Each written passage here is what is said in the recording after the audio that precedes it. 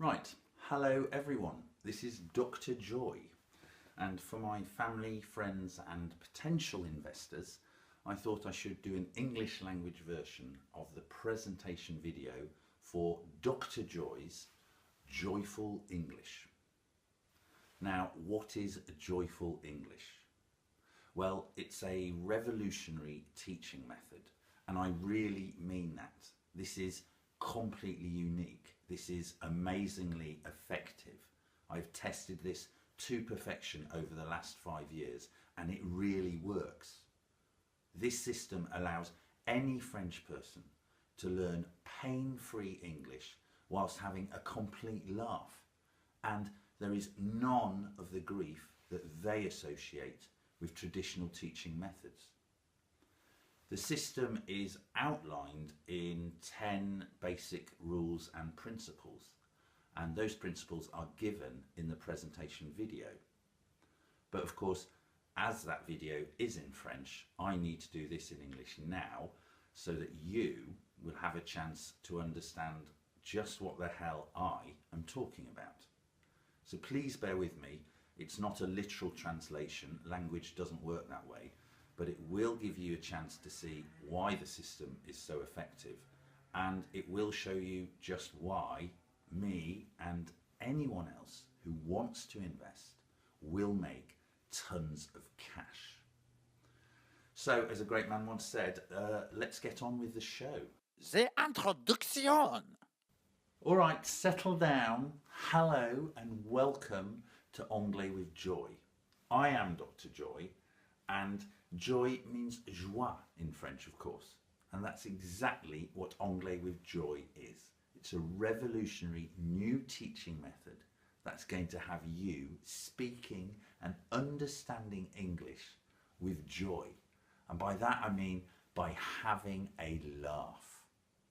I love France. It's not just the wine and the cheese. I love the French. I love the way you are, the way you live. And it just gets me so angry at the way they've killed the language of Shakespeare for you in school. But all that is going to change right now. Anglais with Joy really works. It's been tested to the perfection and the results are amazing. I guarantee you will improve, and I guarantee you will have a laugh doing so.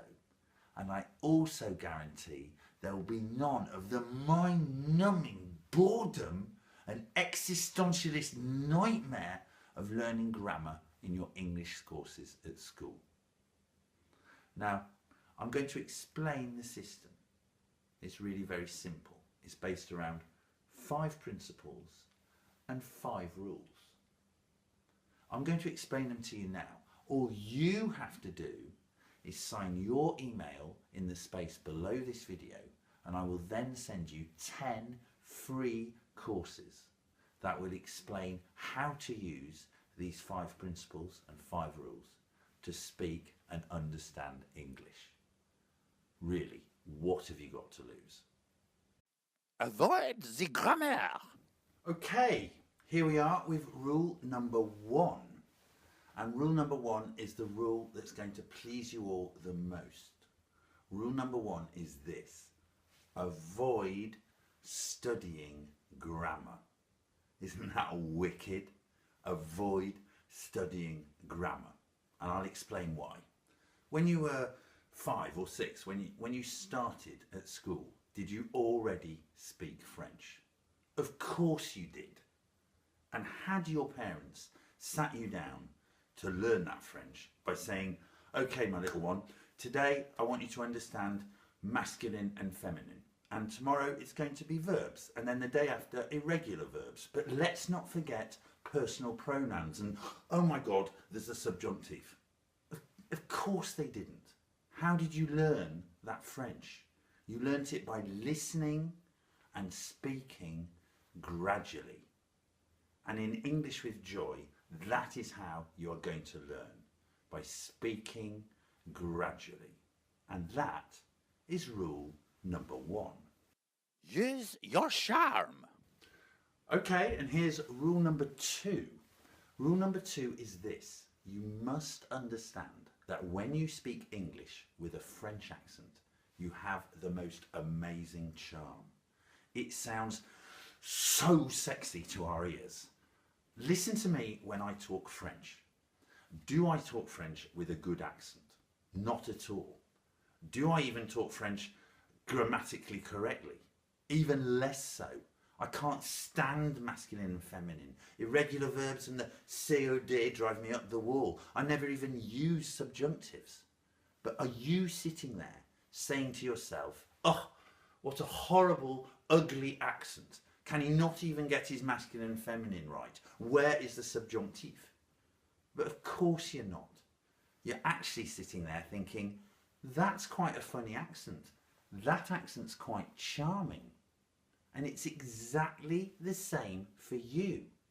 As soon as you speak English in America, in England, in any Anglo-Saxon country, if you've kept your French accent, they're all going to find you incredibly charming. All you French boys, you become Alain Delon. All you French girls, Emmanuel Béard. So don't try and speak with a perfect accent. You might as well just shoot yourself in the foot. And that is rule number 2. Use real English. And here's rule number 3. And rule number 3 is this. Use real English. Now, what do I mean by that? Let's take it back to when I was at school studying French. And my horrendous teacher told me if I wanted to know what one of my friends was doing that evening in French, I had to ask, Qu'est-ce que vous allez faire ce soir? Qu'est-ce que vous allez faire ce soir? Well, when I got here to France, and ever since then, I've almost never heard anyone say that. French people say, Tu fais quoi? Tu sors où? Qu'est-ce que tu fais? That is how they speak French. And it is the same in English. The way they teach you to speak at school is not the way we speak. And in English with Joy, we are always going to use real English. And that is rule number 3. Learn with the ears and the mouth. And here's rule number 4. You must learn with your ears and your mouth, not with your eyes. It's not exactly complicated, is it? At school, they give you tons and tons of books and lists of words and photocopies and more books and more lists, and look at the words and learn and learn and learn. And you try to put this all in your head, and then you came out of school and you couldn't speak. Well, it's obvious, isn't it? It doesn't take a scientist to tell you. You're not going to learn to speak by looking at words. You're going to learn to speak by speaking. Now, I don't really blame them. The average English lesson in a French school has between 20 and 30 students in it. And you have 3 of them a week. And each one lasts 45 minutes to an hour. So with the best will in the world, the most a child is going to actually get to speak in a week is 1 or 2 minutes English. Multiplied that by the weeks and the months and the years that you spend at school, and it still only adds up to maybe 2 or 3 hours. Now, I don't blame them, but with English with Joy, we're going to do an awful lot better. And you are going to learn to speak by speaking. And you are going to speak by listening. And it's that easy. Rule number 4. Phrases, not words. Okay, and here is rule number 5. And rule number 5 is you must use phrases, not words. If you take any word out of a dictionary, let's take the word hate. That means detest. So you've studied that, you've stored it in your brain. But if you actually learnt a phrase, talking with someone, I hate ice cream, and then Jim hates ice cream, without thinking it, without having to deal with grammatical terms, you're automatically understanding how we use a word within a phrase. It's so simple. If I throw you into England tomorrow with 100 phrases, you will survive. But if I throw you into England with the words that make up those phrases, you're not going to get anywhere. So English with Joy is built around the idea of using phrases, not words. Rule number 5. Telling stories. Well done, everyone. We're halfway there. You're doing fantastically well, and I really hope you're enjoying yourselves. Now, the first 5 rules of Anglais with Joy were basically principles. They've explained to you why you find English so difficult. The next 5 rules are more like rules of attack. They're going to tell you how we're going to do something about it. So they're a crucial part of the English with Joy system. So the first of these is all about storytelling. It's rule number 6. And it is that. Learn by telling stories. Since the beginning of time, man has sat around fires at night swapping stories. The Greeks, who are the birthplace of civilization, they built their entire system around the telling of stories. And that is what we're going to do. I've done things you French people wouldn't believe. And when I tell you, you're going to gag to tell me a story that's just as funny. And when you've told me that story, if I ask you to tell me it from another person's point of view, or if I ask you to tell me it in a different time, future or past, and if the point of view is that person or your dog, whoever's point of view is, whatever time it is, you are going to naturally tell that story without thinking about grammar, without thinking about tenses, without thinking about agreements. You're going to want to tell the story as best as you can. And with English with Joy, storytelling is a huge part of learning and having a laugh. Rule number 6. Understand time. Great stuff. And here's rule number 7. And rule number 7 gets quite metaphysical, because here rule number 7 is understand time. But it's really very simple. You have to understand that the English and the French perceive time differently. You live in the present. You use what you call in school the présent simple. At the moment, you watch your screen, you listen to me, and I talk. But the English don't even see time this way. We are always doing what in French you would say, we are always en train de faire quelque chose. We are always doing something. I am talking, you are watching, and I hope you are listening. But yesterday I was working. Tonight I am resting. Next week I am going skiing. And in 20 years' time I am retiring. Do you spot it? Every single one of those verbs finishes with the same 3 letters, ing. It is what you call in school the present continuous. And it is the huge mistake they made, because they taught you straight away the présent simple, I do, I watch. And then months later, they said, now you're going to learn the present continuous. I'm doing, I'm watching. If these idiots had said in the very beginning, look, the English see time differently. They are always en train de faire quelque chose. They are always doing something. If you'd learnt that, you'd understand how the English see time. And with Anglais with Joy, I am going to show you exactly how to understand time. Rule number 7. The question. Jolly good. You're doing very well. Here is rule number 8. And rule number 8 is the basis of all communication. Because rule number 8 is questions. Because whether you're choosing a holiday or a boyfriend or a girlfriend, whether you're a boss looking to find a good employee or a manager looking to find the best supplier, how do you do it? You do it by asking questions. And this is where, once again, the French system has done you an enormous disservice. They said a monumental error. They told you that how means comment. But in French, comment is only used if you're saying comment tu vas or comment ça marche. How are you or how does it work? But for the rest of the time in English, how does not mean comment.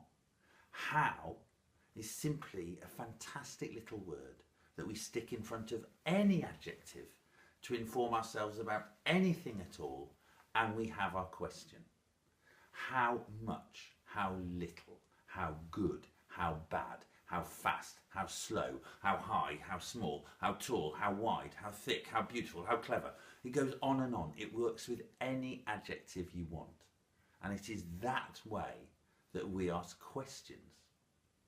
And in Anglais with Joy, I am going to show you how to ask questions without even thinking about it in the easiest way possible. Rule number 8. Get used to get. Hope you're still sitting comfortably. Here's rule number 9. And rule number 9 concerns the most used word in the English language. It's a very small word, only 3 letters. The word is get. G-E-T. Get. And once again, I have a huge problem because of French schools, because if I ask a client what does get mean, he might say prendre, which in a dictionary means take. Or another client might say ramener, which in a dictionary means bring back. But of course, get does not mean this. Get means anything you want it to. Get is a fantastic word that the English love. Why? Because the English are fantastically lazy when they speak. In France, you have a beautiful language. You use your tongue and your lips to pronounce words. But the English are very lazy. If I start talking English, my mouth starts to drop down a bit and I start saying things like, what you doing now? Where you going then? What you do then? What you want to do that for? Yeah? We have a very lazy way of talking. And we love get because we decided to use it for all of the verbs. I'll show you what I mean. I'm going to tell you a little story, a simple little story. Let's just say what I did between the time I got up this morning and now. And I want you, even if you don't understand the story, to count the number of times you hear the verb get, which is get, got, or getting. Yeah? Simple little story. When I woke up this morning to now. And I want you just to count the number of times. Okay? Here we go. This morning I got up at 6:30. I got out of bed and I got in to have a shower. I got washed, then I got out and I got dried and I got dressed. Then I got downstairs to get myself a coffee. Once I got the coffee out of the fridge and got the coffee machine working, I had to get back upstairs to get Justine out of bed because my daughter needed to get ready for school. Once we both got ready, I got the car out the garage and we got in it and we got out the lotissement where I live. Getting through traffic was a nightmare, but I still managed to get her to school on time. Then I got to work at 9 o'clock. I had to get through 2 very boring lessons. But once I got that done, I got back here as fast as I could because I wanted to get on with this. And when I finished, I'm getting out to get some fresh air. You see what I mean? I could go on and on and on and on. Get does not mean any one thing. Get can mean anything. With English with Joy, I am going to show you how get can be your best friend. Rule number 9. Phrasal verbs. Okay, you've made it. This is rule number 10. And this last rule explains perhaps best of all why you don't understand when the English speak normal English to you. This rule is about something called phrasal verbs. In French, you call them verbe à particule. What is a phrasal verb? Well, a phrasal verb is this nasty English habit where we take any verb we want, we add a preposition, and that verb then takes on a completely different meaning. I'll give you an example. You're a tourist in a bus in London and you want to know where you leave the bus to get to the Tate Modern. So you go to the driver of the bus and you go, exactly, what do you say? Where do I leave the bus? Where do I descend the bus? Where do I... You can't. You're lost. Now, it doesn't matter because, as I said before, you have the charme de fou. You have your crazy charm. The bus driver is going to love you whatever you say. But you must understand that for any Anglo-Saxon, the only way I could ask that question to a bus driver is to say, where do I get off the bus? Get off. I get off a bus and I get on a bus. I get out of a taxi, I get in a taxi. I get on with my boss. I get along with my friends. I get through difficult times and I get by without coffee in the mornings. These are all phrasal verbs. They make up 80% of spoken English. And yet, in the French education system, they never tried to teach them to you. This is because there are about 12,000 of them, and they all have their own reasoning and logic and sense of context. But how can the French schools expect you to speak and understand English if they've ignored a form that makes up 80% of spoken English? It's absolutely ridiculous. With Anglais with Joy, I am going to show you how to use and understand phrasal verbs. And with that, you will finally be speaking English like a true Brit. Okay, there you go. 10 rules, the basis of the English with Joy system. Now, please just sign your email below and I will send you 10 free lessons that will show you how to use these rules to speak natural, good English whilst having a laugh. What have you got to lose? Dr. Joy here, hoping to hear from you soon.